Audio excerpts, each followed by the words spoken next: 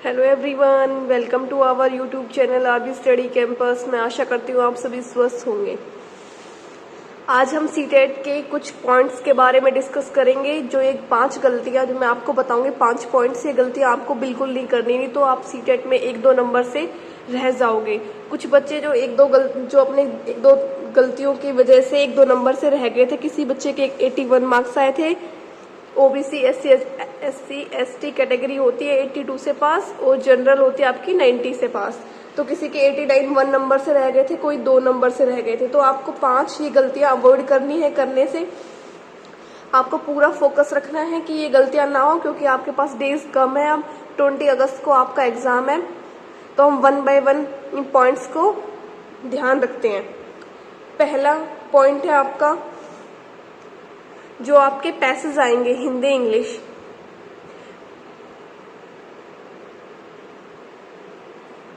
Passage को avoid नहीं करना। पैसेज को क्या करना है? अवॉइड मत करना। पैसेज पे पूरा फोकस करो, पूरी प्रैक्टिस करो पैसेज के लिए।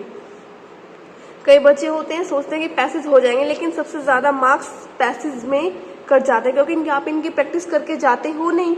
अब आपका एग्जाम कैसा है? OMR बेस्ड है, ऑफलाइन है ना,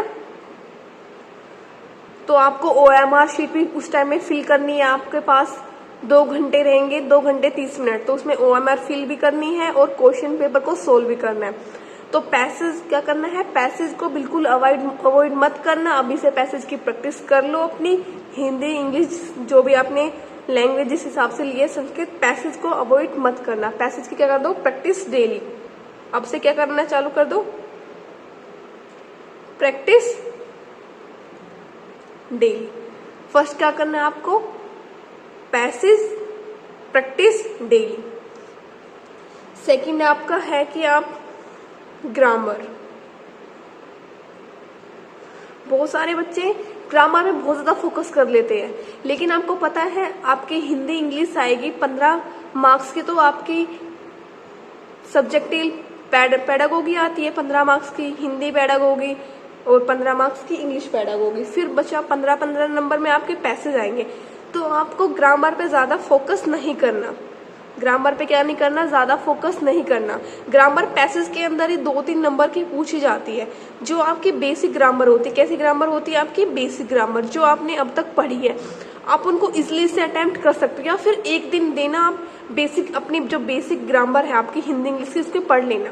जैसे पैसेज में पूछ लेते हैं संधि विच्छेद, तो आप संधि विच्छेद या फिर कोई समास, तो इनको आप बेसिक ग्रामर है, इसको एक दिन 1 डे इसमें आप क्लियर कर लो। ज्यादा ग्रामर पे फोकस मत करना, क्योंकि यही होगा फिर आप ज्यादा ग्रामर पढ़ते रह जाओगे तो दिक्कत आ जाएगी। अपने पैसेज प्रैक्टिस डेली करनी, ग्रामर पे ज्यादा फोकस नहीं देना। सेकंड, थर्ड है आपका लैंग्वेज।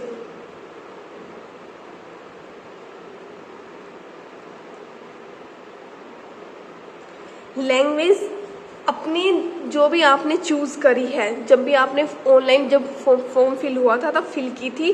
जैसे कोई बच्चा L1 लेता है आपकी हिंदी, कोई लेता है L2 इंग्लिश, या फिर कोई बच्चा हिंदी संस्कृत ले लेता है, फिर या फिर कोई बच्चा L1 में ले लेता है इंग्लिश, इसमें ले लेता है हिंदी या फिर संस्कृत, जैसे भी हिंदी या फिर संस्कृत जैसे भी। तो जो पेपर बनता है आपका ऑफलाइन पेपर आएगा, उसमें लिखा रहेगा जैसे आपके 30 क्वेश्चन फर्स्ट CDP के, ठीक है। फिर 30 क्वेश्चन आपके पेपर 1 की बात है, ये EVS के, ये सारे बच्चों का कंपलसरी है। 30 सब आपके मैथ्स के हो गए, ये सबके कंपलसरी है। फिर लैंग्वेज 1, लैंग्वेज 2। फिर लैंग्वेज 1 में आपका ऐसा लिखा रहेगा 30 से मान लो ये 90 हो गए, 90 से 120 आपके L1 लैंग्वेज के। फिर 120 आपके, जिसने ये बच्चों ने हिंदी फर्स्ट लैंग्वेज में ली है, जिसने 2 में लिए 120 से 150, इसमें आ जाएंगे 120 से लेकर आपके लैंग्वेज 1 इंग्लिश। तो आप देख के अटेम्प्ट करना, ये मत कर देना अगर आपने लैंग्वेज फर्स्ट हिंदी ली थी तो लैंग्वेज 2 हिंदी को मत अटेम्प्ट कर देना, ये गलती मत करना, नहीं तो आपके 30 के 30 नंबर कट जाएंगे। अपने जो एडमिट कार्ड होगा उसमें सब्जेक्ट होंगे, तो उसमें देख के लेना कि आपने लैंग्वेज फर्स्ट हिंदी ली थी तो आपको हिंदी के जहाँ भी L1 हिंदी दिखे वो वाला सेक्शन आपको अटेम्प्ट करना। तो ये गलती, ये भी अपना याद रखना, ठीक है। फोर्थ आपको क्या करना है, पैडागोगी स्ट्रॉन्ग करनी है। क्या करना है, पैडागोगी स्ट्रॉन्ग। अभी भी टाइम है, थोड़ा अपनी पैडागोगी को स्ट्रॉन्ग करो। अगर आपका मैथ्स वीक, थोड़ा बहुत वीक है तो कोई दिक्कत नहीं है, पास हो जाओगे मैथ्स में। पैडागोगी स्ट्रॉन्ग इसलिए करनी है क्योंकि CDP जो आपकी है 30 नंबर की, तो वो है हर सब्जेक्ट से आपकी Hindi pedagogy, EVS pedagogy, maths pedagogy, English pedagogy, हर सब्जेक्ट से 15-15 मार्क्स की वो आती है हर से। तो कितने हो गए टोटल आपकी, एक तरीके से पैडागोगी देखी जाए तो 90 मार्क्स की होगी। और कुछ नहीं, पैडागोगी में देखो कि एक तो क्या होना चाहिए, चाइल्ड सेंटर्ड होनी चाहिए। एक बच्चे कैसे होने चाहिए, एक्टिव। कैसे लर्निंग दोगे बच्चे को आप, एक्टिव लर्निंग।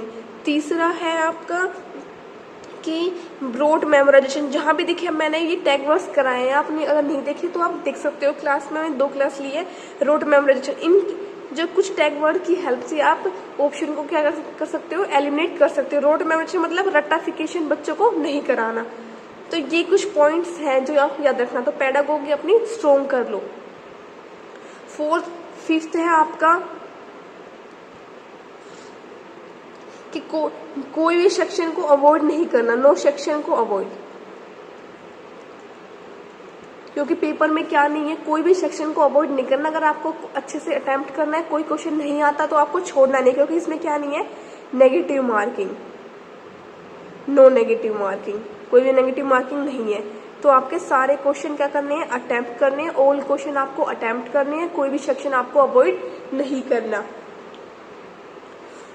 ठीक है। आपने ये जो 5 मैंने बताया, इन पॉइंट्स को अच्छे से ध्यान रखो। ये पॉइंट, ये जो 5 पॉइंट्स है, ये आपके नंबर पक्का इंक्रीज करेंगे। जब भी आप एग्जाम दोगे, जब देखना ये आपके मार्क्स क्या करेंगे, इंक्रीज करेंगे। एक बार अपनी OMR शीट को क्या करने, फिल करके देख लेना। पैसेज की डेली प्रैक्टिस करनी है। मल्टीपल रिवीजन स्टार्ट कर दो। अब क्या कर दो, मल्टीपल रिवीजन स्टार्ट